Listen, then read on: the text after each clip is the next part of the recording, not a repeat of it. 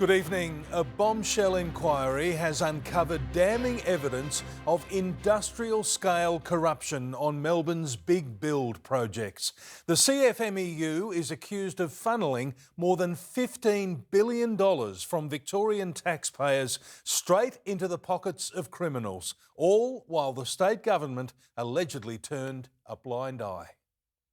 Bribery, drugs and bikies on the big build, and a state government accused of looking the other way. This is the worst instance of corruption this state has ever seen. The man responsible for the bombshell corruption report has revealed at least 15 billion taxpayer dollars went straight to organised crime. Well, it could be 30 billion, not 15 billion. The people who were benefiting from this were criminals. Paragraphs about that eye-watering figure and the state government's indifference were deleted days before today's CFMEU inquiry. An official appointed by the Albanese government ordered to wipe it. The probe's chief investigator said, "I did not suggest the changes. I was directed to make the changes." And I was told it was outside the terms of reference. The remaining pages expose a laundry list of disturbing claims. Strippers hired to perform for workers on taxpayer-funded projects. Work sites turned into drug distribution centres by bikie gangs. Mick Gatto pocketing tens of millions of dollars from CFMEU dealings. The union blatantly employing crime gangsters on six-figure salaries. A man who had killed somebody was released from jail and almost immediately appointed a health and safety representative of the Victorian branch of the CFMEU. It was a perfect storm. All of a sudden, there was too much government money and too many really big jobs. The investigation also revealed women were forced to perform sexual favours for jobs in a program designed to provide jobs for women. If somebody had stomped on this, they could have stopped it. Despite what could be the most damaging evidence against the government since it took power 12 years ago, the Premier went to ground today. Her office says she needed time to review the report.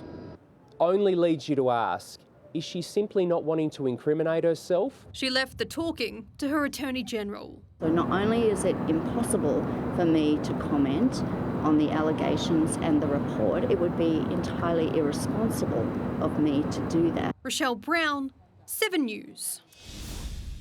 Now to breaking news, and there's a large-scale emergency on Melbourne's doorstep tonight with an out-of-control grass fire burning at Clarkfield. Live now to Tyra Stowers, and Tyra, the fire has come perilously close to homes.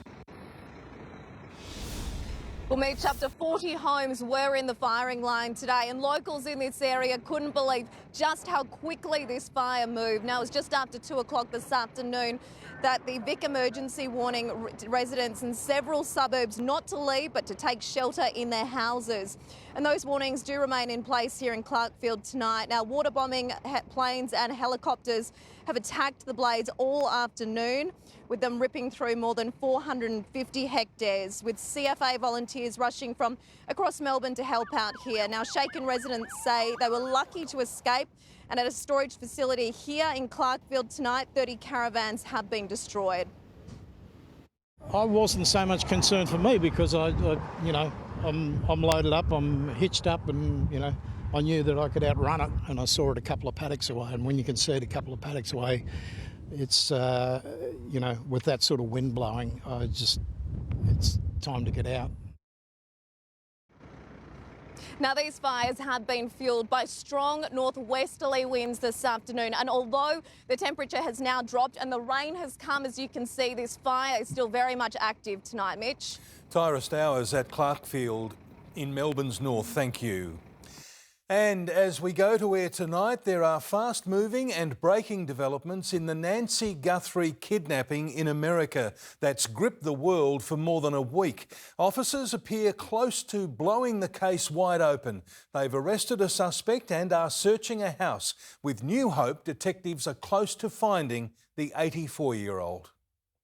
Police swarm a house in southern Arizona. The woman who lives here struggling to understand why. They're just invading my property. I told them they're going in and out my house, taking a lot of pictures and everything. Police detained a man at Rio Rico, 20 kilometres from the Mexican border, an hour south of Tucson from where Nancy Guthrie was seemingly abducted. This is CNN Breaking News. And we do have major breaking news as the Pima County Sheriff's deputies and the FBI have detained a person for questioning in the Nancy Guthrie case. Confirmed to us that was involved in this traffic stop. It's a silver Nissan Rogue. Is this your son-in-law's vehicle? The one that was on the side of the, that's my daughter's vehicle. He works in Tulsa. What does he do? He's a delivery guy. This just hours after the FBI released this video. A masked intruder outside Nancy Guthrie's home, armed with what appears to be a handgun. Spotting the doorbell camera, the person hits it, tampers with it, then turns around, exposing a stuffed backpack. They appear to look for something, eventually ripping a plant from the garden, using the shrubbery to obstruct the lens. They did not look like they expected there to be a camera, which you would have expected someone who's more proficient to have done some recon. Every single available clue analysed by the FBI, frame by frame. That it's highly premeditated and very poorly planned. Those pavers, those are a known size, probably like a foot square. That gives you his shoe size. From the shoe size, you get height. There is so much that they learn from this. The video was captured on February 1, hours before the 84-year-old was reported missing. But Nancy Guthrie didn't pay for a subscription for the camera that would have automatically saved the video. After 10 days, the FBI says the vision was retrieved from residual data. But this is a demonstration to people out there that digital evidence very rarely goes away. From her TV host daughter, Savannah Guthrie, we believe she is still alive. Someone out there recognises this person. A chilling development, but newfound hope this mystery might be solved. Live now to US correspondent Miley Hogan in Arizona. And Miley, FBI agents are still looking for evidence. Yeah, Mitch, good evening. It's just gone past midnight here and the investigation into this man and that property is only just beginning. We can show you these fresh images that have just come into the newsroom. FBI agents searching a vehicle. At this stage, police are being very careful about the language they are using, about the information they are sharing with the public. We need to be clear, the man that they are questioning in relation to the abduction of Nancy Guthrie has not been charged with anything. No arrest warrant has been issued at this stage. What police have shared is that after they put out those security pictures, they did receive a dramatic increase in the number of tips they received from the public. But still this evening, they do not know where Nancy Guthrie is or if she is okay. Mitch. Miley Hogan in Arizona, thank you. Carlton Premiership hero Peter Dean has been attacked while trying to stop teenage thugs from breaking into cars. Live now to Chief Football reporter Mitch Cleary. And Mitch, the assault on the border in hospital.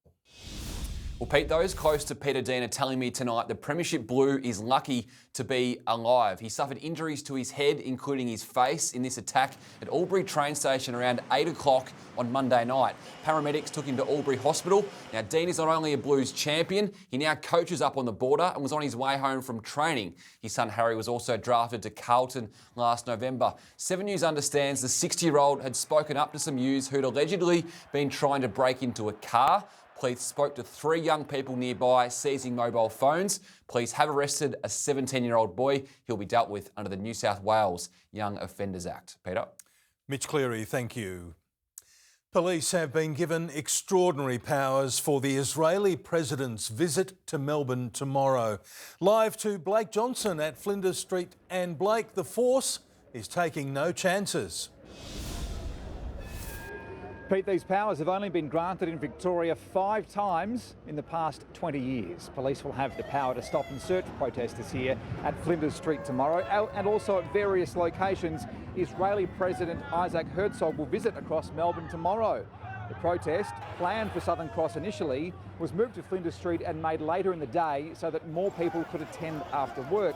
It seems police are very keen to avoid the violent scenes we saw in Sydney earlier this week. These powers have been used on very few occasions. It is when you have a prominent dignitary visiting the state, where you see large groups of people, where there is a potential of a terrorism act. Police stress there is no intelligence to suggest that any of Isaac Herzog's visit was the target of a specific threat. Peter? Blake Johnson in the city, thank you. The Israeli president took his Australian tour to Canberra today. Isaac Herzog was welcomed by the Prime Minister, but the protests and the tension followed them to the nation's capital. Rolling out the red carpet so Anthony Albanese can be seen walking shoulder to shoulder with Israel. On the road from the airport, a less welcoming message quickly covered up. As Israel's head of state meets ours, greeted by Governor-General Sam Mostyn. I think it is terribly important that your visit is one that stands with those who are still grieving. We both share the need to fight anti-Semitism. Security tight, on the ground and above, as news of his visit to the Israeli embassy reaches protesters outside Parliament House. A peace tree. I mean, hypocrisy doesn't even begin to cover it. A smaller protest than Sydney and not violent, but their message just as direct for a man accused by the UN of inciting genocide in Gaza, something he angrily denies. Arrest Herzog! Arrest Herzog! And the same provocative chant. From the river to the sea! Palestine will be free! As he is ushered in the other side. The Israeli government's criticism of Anthony Albanese after the Bondi massacre was brutal, but the president says his mission here is to repair, not get square. There's also an opportunity to bring the relations between our nations on a new beginning. You've provided comfort to the Jewish Australian community. In private, Anthony Albanese restated Australian anger over the killing of aid worker Zomi Franken and its desire to see the death in Gaza end. We in Australia want to see peace in the Middle East. And here. Mark Riley, 7 News. 10 people are dead in Canada and 25 more are in hospital after a mass shooting. Most of the victims were killed at a high school in the town of Tumbler Ridge, over 1,000 kilometres north of Vancouver. The shooter, reportedly a woman, died from a self-inflicted gunshot wound. The people of Tumbler Ridge remain in a state of crisis following one of the worst mass shootings in our province's and country's history. The mayor says the town is so small, he'll most likely know every victim. Federal police have released mugshot pictures of Kazem Hamad, the accused mastermind of Melbourne's tobacco fire bombings. The pictures were sent by authorities in Iraq, but as you're about to see, not everything is as it seems. Melbourne crime puppet master Kaz Hamad photographed in a secret Iraqi location after his recent arrest. But a second mugshot raises more questions, with claims it's not real. What stands out is that it's clearly a manipulated image that has been put through an AI generator. The height scale all over the place, showing him at 9 foot, making him the world's tallest man. His neckline doesn't look quite right, nor do his fingers, possibly 5 plus a thumb on his right hand. I'm not sure what's motivating the Iraqis to doctor a photo like that. I want every offender connected to Hamad or his syndicate to look long and hard at this photo, says Federal Police Commissioner Chrissy Barrett. Just because Hamad is in custody, the AFP's job is not done. Hamad is thought to be behind many tobacco firebombings here. He was arrested in Iraq for alleged drug trafficking. It's unknown as to what evidence they have of offences he may have committed in Iraq. The AFP tells 7 News it didn't verify the photos or check potential use of AI with Iraqi authorities. The photo in question was later deleted from the AFP website. Australian investigators travelled to Iraq last week to help with the investigation. But what that means for Kaz Hamad's future is unclear. The credibility of that entire photo is completely at risk. Blake Johnson, 7 News.